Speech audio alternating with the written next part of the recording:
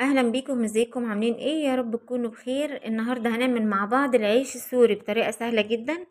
اول حاجه هنجيب 5 كوبايات من الدقيق وهننخلهم. اهم حاجه. تمام. ولو انت اول مره بتشوفوني ما تنسوش تشتركوا في القناه وتفعلوا الجرس، تختاروا الكل علشان كل ما انزل فيديو جديد يوصل لكم. نخلنا 5 كوبايات من الدقيق وحطينا ذرة ملح، يعني ربع معلقة كده من الملح ومعلقتين من السكر. وهنزل عليهم بكوباية من المية الأول. وبعد كده بعد الكوباية هحط نص كوباية مية كمان لحد ما العجينة تظبط معاكي. وأهم حاجة العجن كويس، تعجني كويس جدا حوالي 10 دقايق علشان العجينة تبقى مخدومة. تمام، ما تبقاش عجينة طرية ملزقة ولا عجينة ناشفة. العجينة ناشفة معاكي يبقى عايزة مية، العجينة طرية يبقى عايزة دقيق. طبعا كورتهم وبعد كده غطيتهم وسبتهم يستريحوا. وتعالى اقول لكم على الخلطة اللي هنعملها، اللي هي دي اهم حاجة في العيش السوري. هحط حوالي 3 معالق من الدقيق وعليهم حوالي 3 4 معالق من الزيت لحد ما تبقى عجينة سايلة. وده كله على النار، شايفينها عاملة ازاي؟ سايلة جدا. بعد كده بعد ما العجينة غطيتها واستريحت هجيبها بقى كده وهفردها يعني ايه، بحجم صغير. تمام، مش هكبرها دلوقتي. ليه؟ لان انا هرصهم على بعض. انا كده عملت واحدة ودي التانية.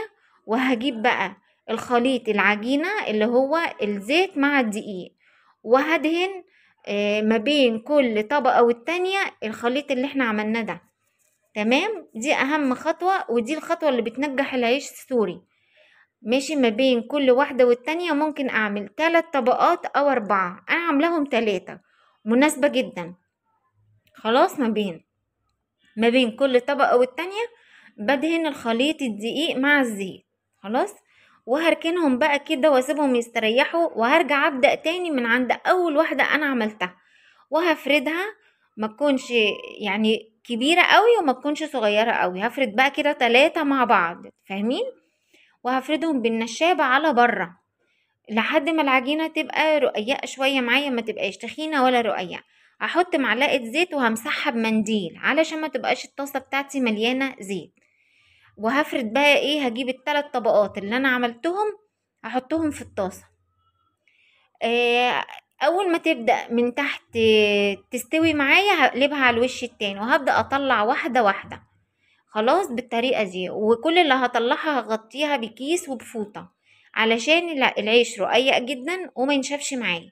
وكده بقى بعد ما خلصتهم بالطريقة ديت كده بعمل معايا كمية كبيرة جدا.